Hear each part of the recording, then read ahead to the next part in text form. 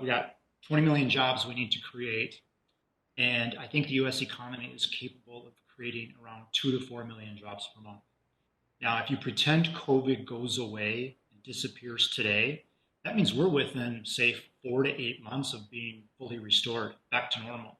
But let's face it, COVID isn't going away, but hopefully it dissipates and gradually goes away, right?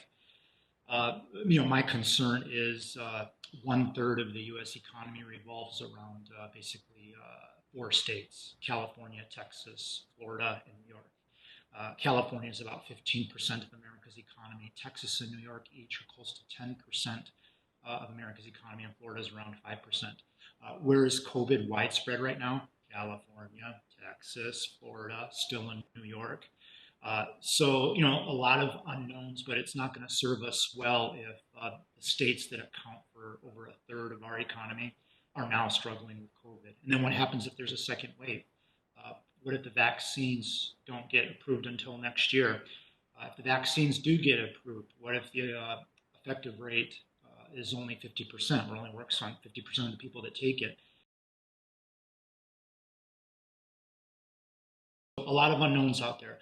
But for me, what I try to look at is there's this thing called the ISM Manufacturing Index. It's been around for decades, and it's been really good at determining what's going to happen in the economy down the road based on this index. What they basically do is they survey several hundred supply chain professionals, purchasing types, and they ask them, are you cranking out more stuff this month versus last month? And it's very simple. If the number's above 50, that means American manufacturing has expanded compared to the previous month. What's cool about this is while only 10% of America's workforce works in manufacturing, manufacturing jobs create so many other manufacturing jobs that create so many jobs in the service sector, which is where 90% of Americans work, that it really tells us what's going to happen in the economy down the road. So if a factory job is created, that creates a few other factory jobs, but more importantly, it creates several jobs in the service sector. If someone gets a job in retail, that doesn't create other jobs in the economy. But if someone gets a factory job, that could create 5, 10, 15 other jobs. Likewise, if that person at the factory loses his or her job, that might cost another 10 people their jobs out there in the service sector.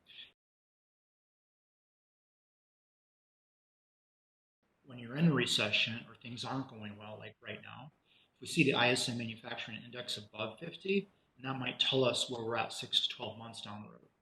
Okay, so obviously in March and April and May, the ISM Manufacturing Index was under 50, right? But the last 2 months, it's been above 50. So that's a very, very positive sign. So I think if the ISM Manufacturing Index is above 50 for the next few months, what does few mean? I don't know, 2, 3, 4, 5, 6 months.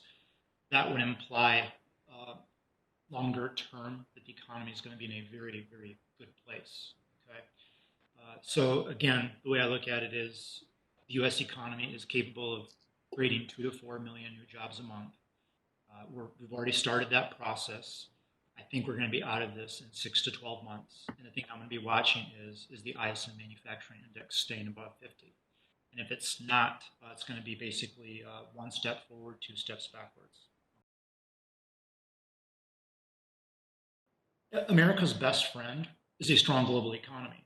It's never a good thing for America if the global economy is not doing well, right? And that kind of makes sense. Likewise, China is the second largest economy on the planet. Japan is the third largest economy on the planet. We're the largest.